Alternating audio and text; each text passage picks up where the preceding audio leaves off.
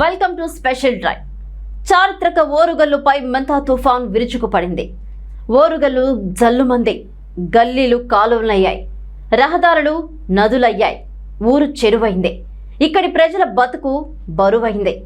పాలకులు మారుతున్నారు, కానీ ఓరుగల్లు పరిస్థితి మాత్రం మారడం లేదు.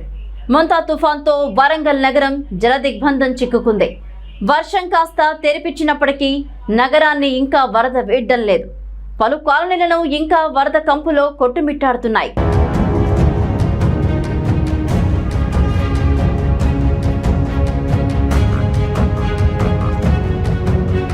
మెంతా తుఫాన్ వరంగల్ నగరాన్ని ముంచెత్తింది. ఎడతెరిపి లేకుండా కురిసిన వర్షానికి నగరం అతలాకుతలమైంది. కాలనీలు నీటి మునిగాయి. లోతట్టు ప్రాంతాల పరిస్థితి కడుదయనీయంగా ఉంది. మొత్తం 45 కాలనీలను వరద నీరు ముంచెత్తింది.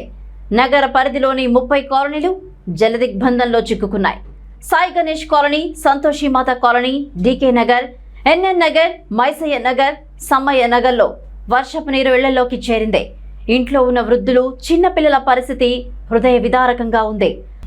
మరోవైపు భద్రకాళి చెరువు ఉధృతికి పరిసర ప్రాంతాలు జలమయమయ్యాయి. పాలిటెక్నిక్ కళాశాల, Mulugu road, Santoshimata colony, DK Nagar, NN నగర్లు మొత్తం నీట మునిగాయి. హంటర్ రోడ్డుపై రవాణా బంద్ అయింది. వరద నీరు నడుంలోతు వరకు చేరడంతో పోలీసులు తాళ్ల సహాయంతో పట్టుకొని గమ్యస్థానాలకు చేర్పించారు. వరంగల్ నగరంతో పాటు ఇటు హనుమకొండ, కాజీపేట పట్టణాలను ఇంకా వరద వదలడం లేదు. వరంగల్ ఎస్డీఆర్ఎఫ్ సిబ్బంది సహాయక చర్యలు చేపట్టారు.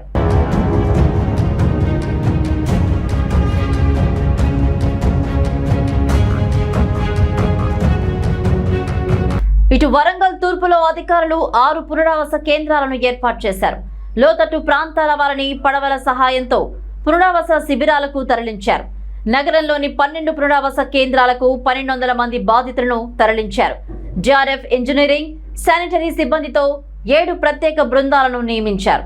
భారీ వర్షాల నేపథ్యంలో ఉమ్మడి వరంగల్ జిల్లాలో విద్యా సంస్థలకు సెలవులు ప్రకటించారు. పాఠశాలల్లో SA1 పరీక్షలు కూడా వాయిదా వేసినట్లు వరంగల్ డీఈఓ వెల్లడించారు.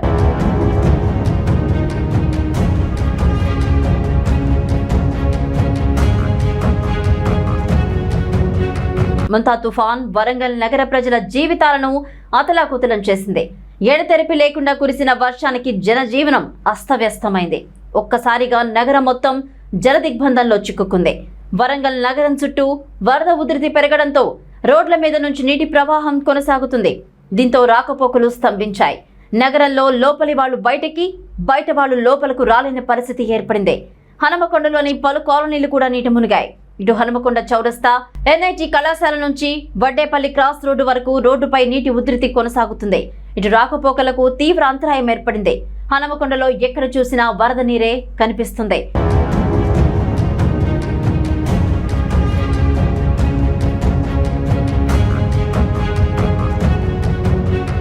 వర్షపు నీటితో రోడ్లన్నీ చెరువుల్ని తలపిస్తున్నాయి. హంటర్ రోడ్లో బొందివాగు పొంగడంతో వరంగల్ హనుమకొండ మధ్య రాకపోకలకు అంతరాయం ఏర్పడింది. ములుగు వెళ్లే రోడ్లో నాలాలు ఉధృతంగా ప్రవహిస్తున్నాయి. ఇక తిరుమల బార్, అంబేద్కర్ భవన్ పరిసర ప్రాంతాలు జలమయమయ్యాయి.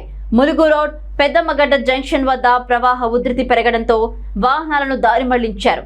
వరంగల్, కాజీపేట రైల్వే స్టేషన్లలో నీరు జోరుగా చేరడంతో పలు రైళ్లను దక్షిణ మధ్య రైల్వే రద్దు చేశారు. వరంగల్, హనుమకొండ ఆర్టీసీ బస్ స్టేషన్లలో వర్షపు నీరు భారీగా చేరడంతో బస్సులను సైతం పరిమితంగా నడుపుతున్నారు.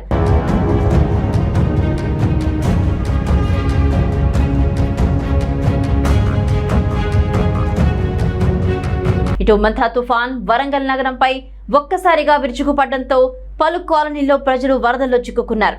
పరిస్థితిని సమీక్షించేందుకు ఇటు ప్రజా ప్రతినిధులు, అధికారులు నగరంలోని వరద ప్రాంతాల్లో పర్యటిస్తున్నారు.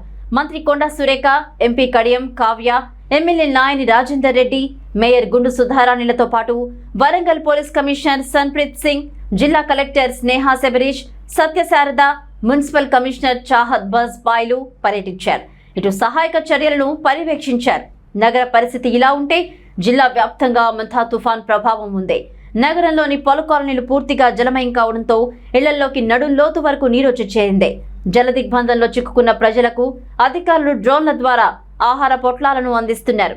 అధికారులు బాధితులతో ఫోన్లో మాట్లాడి కావలసిన సహాయం అందిస్తున్నారు.